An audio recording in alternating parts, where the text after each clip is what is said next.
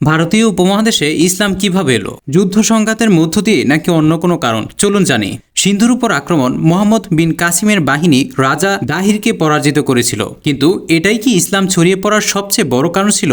আজ ভারতীয় উপমহাদেশে ৬০ কোটিরও বেশি মুসলিম বসবাস করেন, কিন্তু প্রশ্ন হলো ইসলাম এখানে কিভাবে ছড়িয়ে পড়ল?